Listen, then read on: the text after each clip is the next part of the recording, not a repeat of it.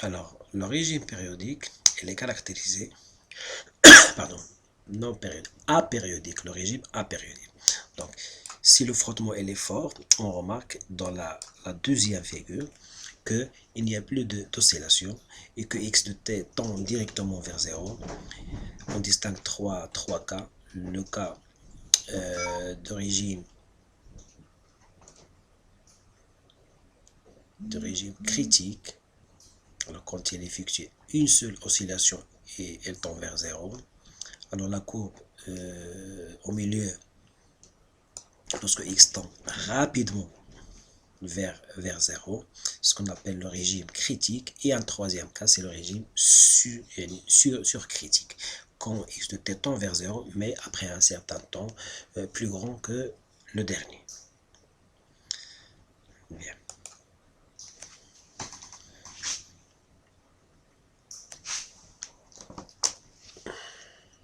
Alors, troisième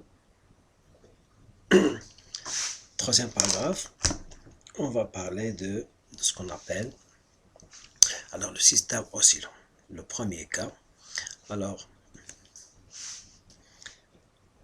j'ai un dispositif expérimental, donc j'ai un ressort, alors fixé, alors un ressort elle est là, alors fixé d'une extrémité, et de l'autre extrémité il y a une masse M, ce qu'on appelle le cavalier. Il est posé sur un coussin d'air, ce qu'on appelle le coussin d'air. Donc si je tire alors la masse vers la droite,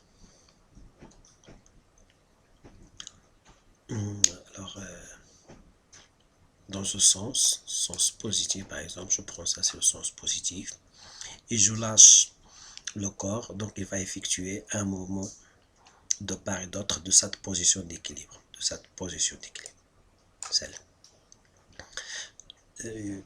Il va effectuer un mouvement oscillatoire non amorti, puisqu'il s'agit d'un corps, il est posé sur une table où il n'y a pas de frottement, parce qu'on a utilisé ce qu'on appelle les coussins d'air. Bien, donc toujours on va vous demander, alors toujours on va vous demander de déterminer l'équation différentielle et la solution de l'équation différentielle. Donc de la même manière, on va déterminer le système étudié. Dans ce cas, c'est le cavalier, c'est la masse M. Alors, bilan des forces. Alors, il y a le poids de la masse, la réaction du banc à coussin d'air, puisque la masse est posée sur le coussin d'air. Alors, il n'y a pas de frottement, donc la réaction de ce plan, elle est perpendiculaire. Quand on peut le voir dans le schéma, le deuxième schéma.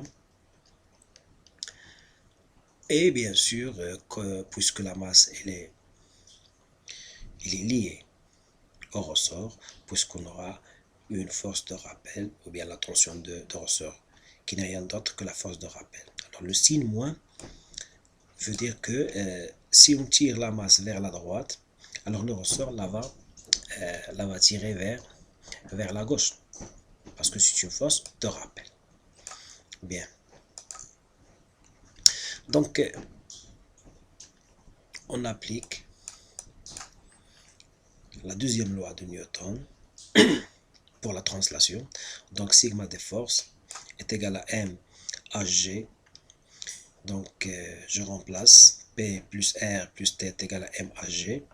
Et en projetant sur l'axe OX, puisque j'ai un mouvement seulement sur cet axe,